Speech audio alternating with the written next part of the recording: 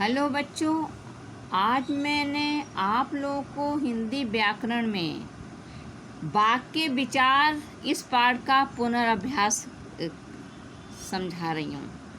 वाक्य किसे कहते हैं?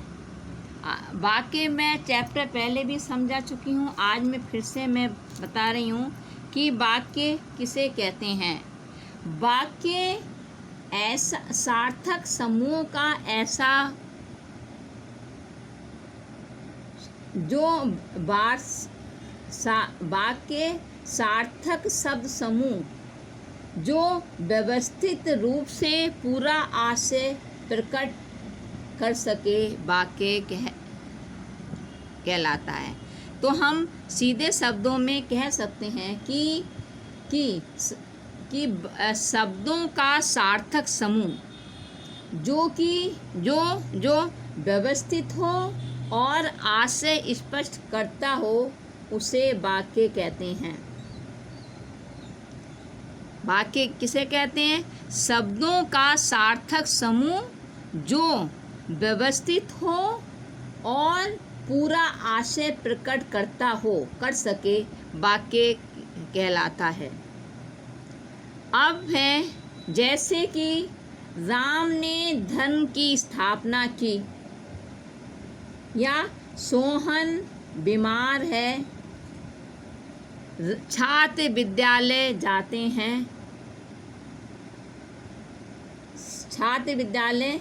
हैं अथवा छात्र कक्षा में पढ़ते हैं। तो यह सब शब्दों का समूह है जो कि सार्थक है और किसी आशय को प्रकट कर रहा है।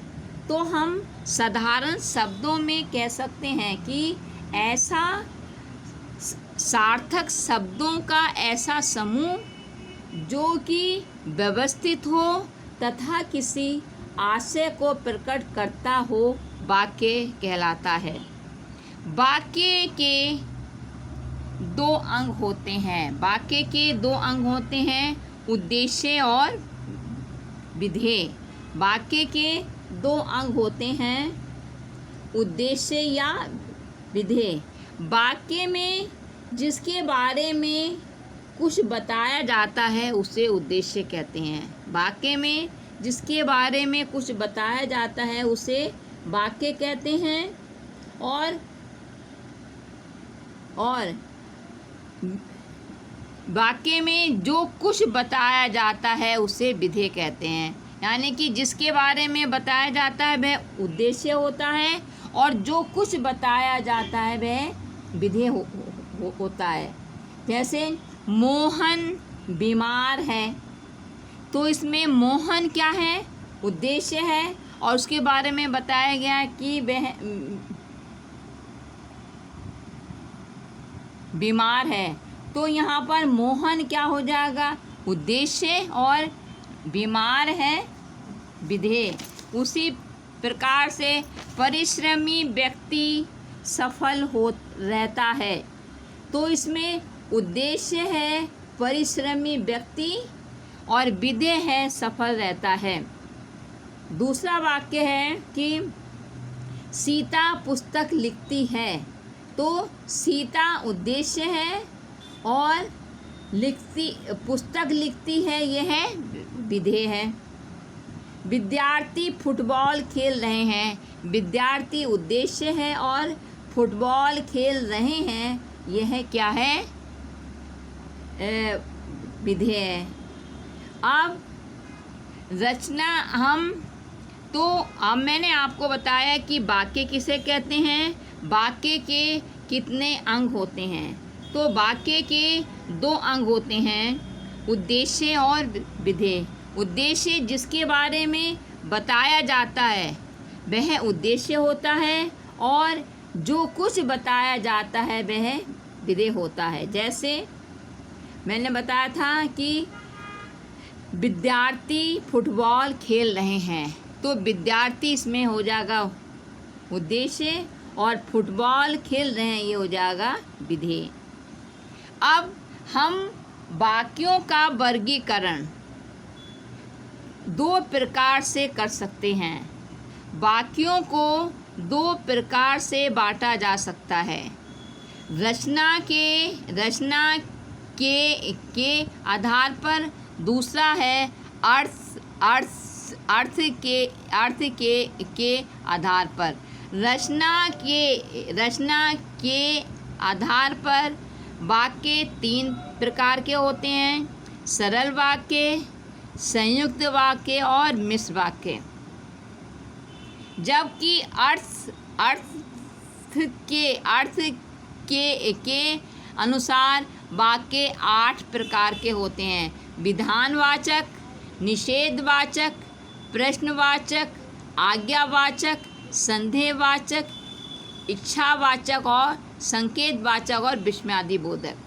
परंतु कक्षा 10th में 9th में आप अर्थ के आधार पर वाक्य भेद पढ़ चुके हैं। अब आपका कक्षा 10 में है रचना के आधार पर वाक्य भेद। रचना के आधार पर वाक्य भेद 3 प्रकार के होते हैं: सरल वाक्य, संयुक्त वाक्य और मिश्र वाक्य।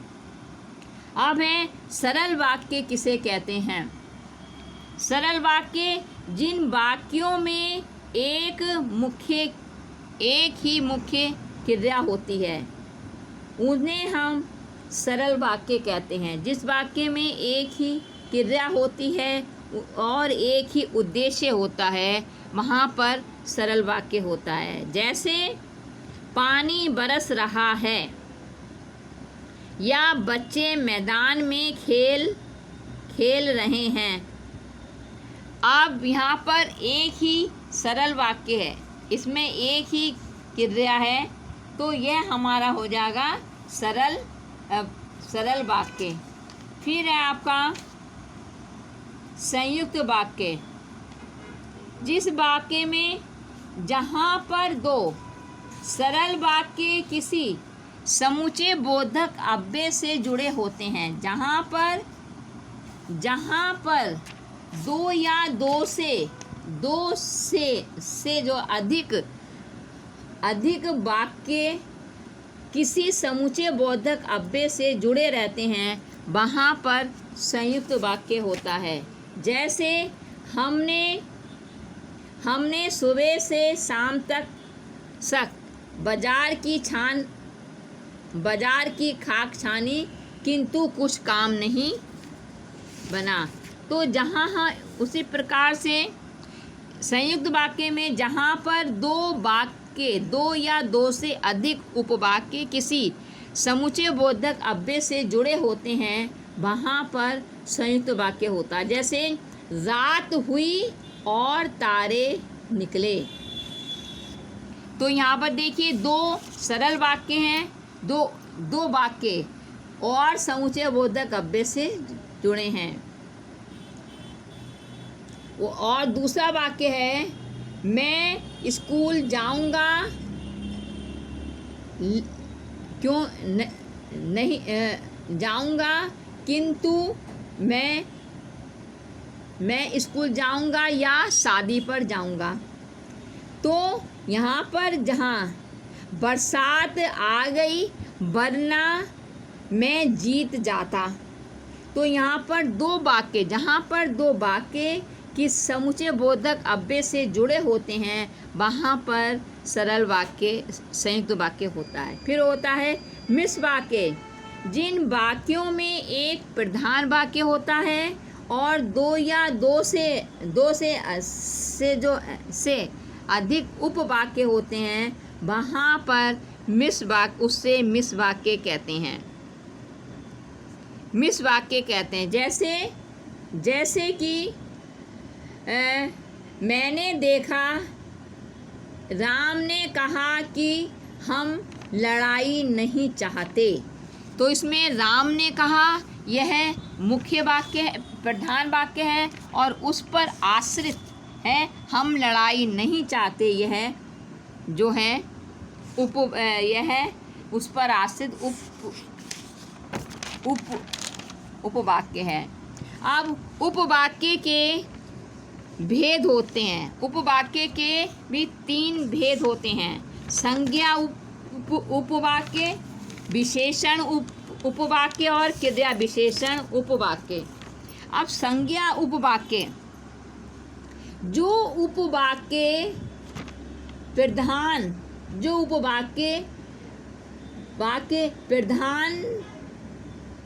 वाक्य की संज्ञा या सर्वनाम के स्थान पर प्रयोग होता है उसे संज्ञा उपवाक्य कहते हैं। यानी कि जो उपवाक्य संज्ञा पदबंध से संबंधित होता है वहाँ पर संज्ञा उपवाक्य कहते हैं। जैसे मैंने निश्चय किया कि मुझे विज्ञान मेला देखने के लिए अवश्य जाना है। तो यहाँ पर संदीप ने देखा कि एक सांप रेंगता हुआ घास में छिप गया। तो यहाँ पर जो है सांप रेंगता हुआ, तो इसमें सांप जो है संज्ञा बाकी के जो उपवाक्य से वह संज्ञा पदबंध हैं। अब है विशेषण उपवाक्य। जो आश्रित उपवाक्य किसी संज्ञा या सर्वनाम की विशेषता बताता है उसे विशेषण उपवाक्य कहते हैं। वह जो आश्रित उपवाक्य किसी संज्ञा या सर्वनाम की विशेषता बतलाता है उसे विशेषण उपवाक्य कहते हैं। जैसे कि जो लोग दूसरों के साथ मीठा बोलते हैं उन्हें सब प्यार करते हैं। या यह वह छात्र है जो कक्षा में प्रथम आया।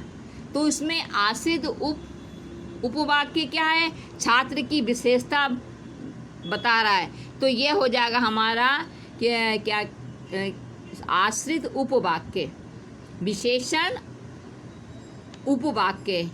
फिर है क्रिया विशेषण उपवाक्य। जिस आश्रित उपवाक्य किसी क्रिया की विशेषता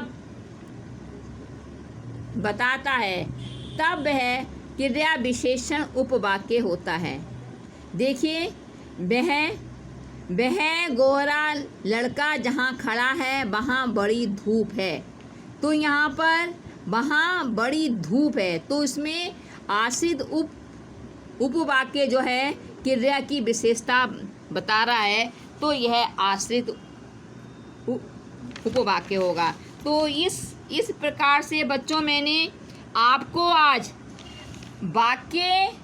वाक्य हिंदी व्याकरण में वाक्य विचार में वाक्य की परिभाषा समझाई, वाक्य के अंग कौन कौन से हैं और वाक्य का वर्गीकरण किस